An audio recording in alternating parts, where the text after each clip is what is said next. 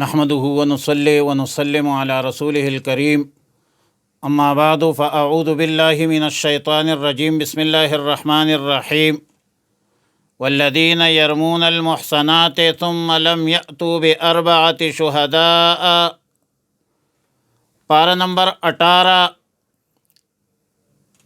سورۃ النور، رکوع نمبر 1، آیات نمبر 4 اور 5۔ مذکورہ آیتوں میں حد قذف کا بیان ہے۔ پاک دامن عورتوں پر جھوٹی تہمت لگانے والوں کی سزا کا تذکرہ ہے،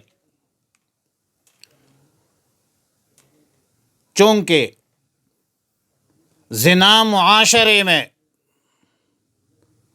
بگاڑ اور فساد کا ذریعہ ہے،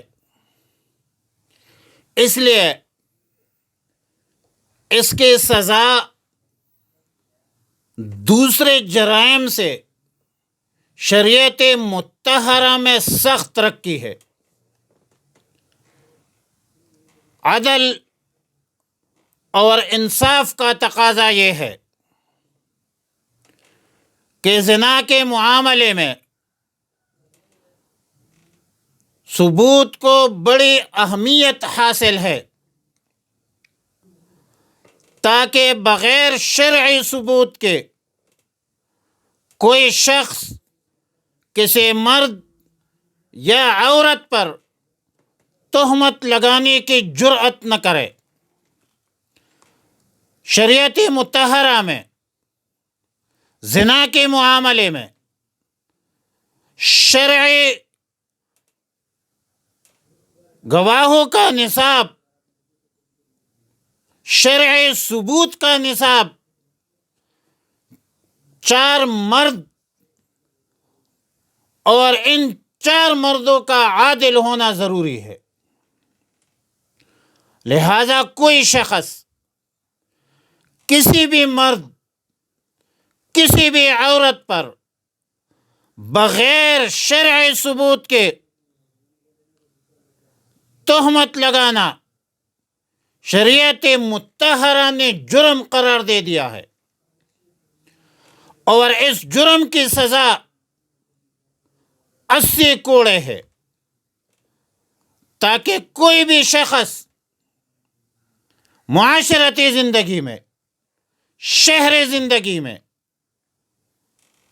کسی بھی مہذب معاشرے میں کوئی بندہ بازاری تہمت بازی اور بازاری زبان کا استعمال نہ کرے۔ اور یاد رکھے کہ شرعی ثبوت کی بنیاد پر کسی نے اپنے آنکھوں سے دیکھا تو یہ ایک مرد کا دیکھنا کافی نہیں ہے، بلکہ یہ یقین ہونا بھی ضروری ہے کہ میرے ساتھ مزید 3 مردوں نے بھی دیکھا ہے، اور صرف مزید 3 مردوں کا دیکھنا کافی نہیں ہے، بلکہ ان کی شہادت اور گواہی معتبر ہے۔ اگر وہ گواہی اور شہادت نہ دے، اکیلے شخص کا تہمت لگانا، یہ اس پر حد قذف جاری ہوگا، 80 کوڑے مارے جائیں گے۔ لیکن یہاں پر ایک سوال پیدا ہوتا ہے کہ حد زنا کی تفتیش اور شہادت کے حوالے سے اتنی سخت اور کڑی شرائط لگا دی گئی ہے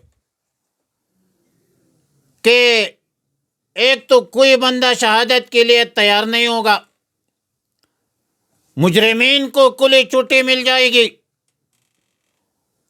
نہ کوئی شخص گواہی کی جرأت کرے گا، اور مجرمین بآسانی سزایابی سے بچ جائیں گے۔ مگر یہ خیال یا یہ سوال یہ معقول نہیں ہے کہ مذکورہ شرائط یعنی سخت شرائط زنا کے حد شرعی 100 کوڑے یا رجم کے حوالے سے ہے. یہ جو سخت شرائط ہے یہ حد جاری ہونے کے لیے ہے، رجم کے لیے ہے، سنساری کے لیے ہے. اگر عام حالت میں دو غیر محرم مرد عورت کو یکجا قابل اعتراض حالت میں دیکھا جائے تو اس کے لیے تعزیرات ہوتی ہے. جو حاکم وقت اور حکومت کے ثوابدید پر ہوتی ہے، لہذا اگر کسی نے قابل اعتراض حالت میں کسی غیر محرم مرد اور عورت کو دیکھ لیا تو الفاظ زنا کی شہادت مت دے. ہاں، قابل اعتراض اختلاط کی گواہی دے سکتا ہے اور قاضی قانون کے مطابق تفتیش اور ثبوت کے بعد سزا دے سکتا ہے. آیت مذکورہ میں فرمایا کہ والذین یرمون المحصنات، والذین یرمون اے والذین یقذفون، یا والذین یرمون یا یتہمون الحرائر المسلمات. احسان آیات میں محصنات کا لفظ آیا ہے. محصنات احسان سے مشتق ہے. شریعت مطہرہ میں احسان کے 2 قسمیں ہیں. نمبر 1، جس کا اعتبار حد زنا میں کیا گیا ہے، اور وہ یہ ہے کہ جس پر زنا کا ثبوت ہو جائے وہ عاقل، بالغ، آزاد اور مسلمان ہو، کسی عورت سے نکاح صحیحہ کر چکا ہو اور مباشرت بھی کر چکا ہو، تو اس پر پھر سزائے رجم اور سنساری جاری ہوگی. دوسری قسم وہ ہے جن کا اعتبار حد قذف یعنی تہمت کے حوالے سے کیا گیا ہے، اور وہ یہ ہے کہ جس شخص پر زنا کا الزام لگایا گیا ہو وہ عاقل، بالغ، آزاد، مسلمان ہو اور عفیف ہو. عفیف کا معنی یہ ہے کہ پہلے اس پر زنا کا ثبوت نہیں ہوا ہو، اور آیت مذکورہ میں محصنات کا یہی معنی ہے. ایک ضروری مسئلہ سمجھ لیجئے کہ قرآن کریم میں عام معروف عادت کے مطابق تغلیباً مرد کا ذکر ہے کہ تہمت لگانے والا مرد ہو، اور جس پر تہمت لگائی گئی ہو وہ پاک دامن عورت ہو.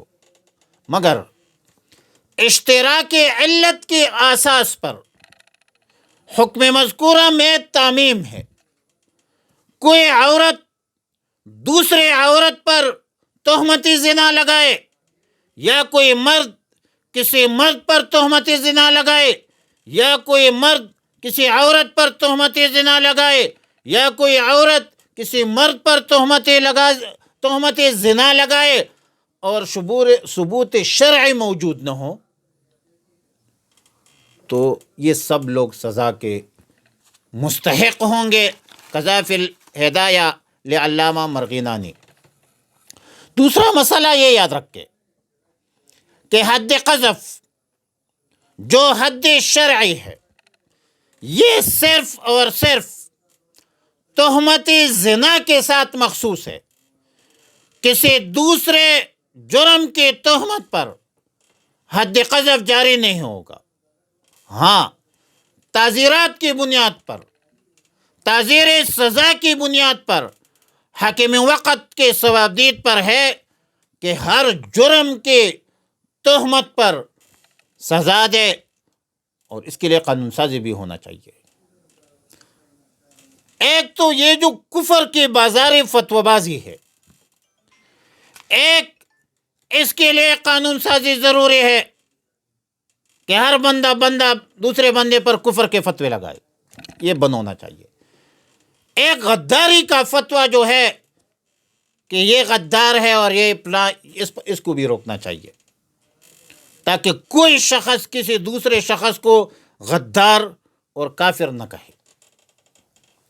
ایک اہم مسئلہ، چونکہ حد قذف حق العبد ہے، جس پر تہمت لگایا ہے، اگر وہ حد قذف جاری کرنے کا مطالبہ کرے تو تب حد قذف جاری ہوگا، ورنہ حد قذف ساقط ہو جائے گا، جیسا کہ ہدایہ میں ہے، بخلاف حد زنا کے، کہ حد زنا جو ہے یہ حق اللہ ہے، کوئی مطالبہ کرے یا نہ کرے، جرم ثابت ہونے پر، ثبوت شرعی جاری ہونے پر سزا اور حد جاری کیا جائے گا۔ وَلَا تَقْبَلُوا لَهُمْ شَهَادَةً أَبَدًا، یعنی جس پر حد قذف جاری ہوا تو اس کی شہادت کسی بھی معاملے میں قابل قبول نہیں ہوگی، جب تک یہ اللہ کے سامنے ندامت سے توبہ نہ کرے اور مخذوف سے معافی نہ مانگے، اس وقت تک باجماع امت اس کی شہادت کسی بھی معاملے میں قابل قبول نہیں ہوگی۔ امام ابو حنیفہ رحمۃ اللہ علیہ کا مذہب یہ ہے کہ اگر توبہ کر بھی لے تب بھی محدود فی القذف کی شہادت قابل قبول نہیں ہے، اور یہ مستقل بنیادوں پر پوری زندگی مردود الشہادت ہوگا۔ آیت مذکورہ میں دو سزاؤں کا ذکر ہے، یعنی ایک ہے حد قذف کی سزا کوڑے مارنا 80، اور دوسری سزا ہے مردود الشہادت ہونا۔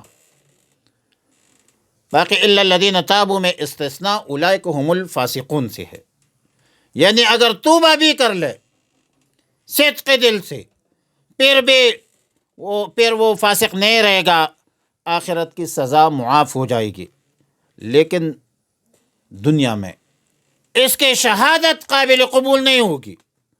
مردود الشہادت ہونا یہ بھی ایک حد ہے، اور حد میں توبہ قبول نہیں ہوتی۔ علامہ علوسی لکھتے ہیں کون الاستثناء من الجملة الأخيرة مذهب ابی حنیفة الغرہ رحمہ اللہ تعالی فعندهم لا تقبل شہادت المحدود فی القذف وان تاب واصلح، یہ ان وصلیہ ہے، اگرچہ توبہ کرے، قذافی روح المعانی جلد 18 صفحہ نمبر 98۔ البتہ امام شافعی رحمۃ اللہ علیہ اور بعض دیگر ائمہ نے استثناء مذکورہ آیات سابقہ کے سب جملوں کی طرف راجع کیا ہے کہ وہ فاسق نہیں رہا، اسی طرح مردود شہادت جو ہے وہ نہیں رہے گا۔ والذین یرمون والذین یقذفون یا والذین یتہمون الحرائر، اور جو لوگ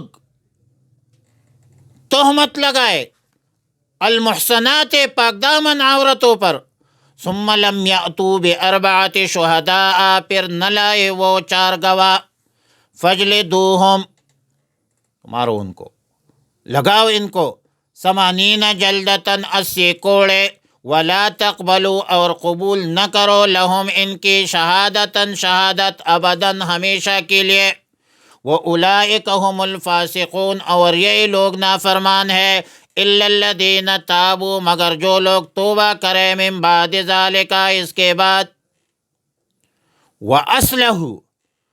وَأَصْلَحُوا الْعَمَلَ، اصلاح کرے اپنے اعمال کی، فَإِنَّ اللَّهَ، بے شک اللہ رب العالمین، غفور، بخشنے والا ہے، رحیم، مہربان ہے۔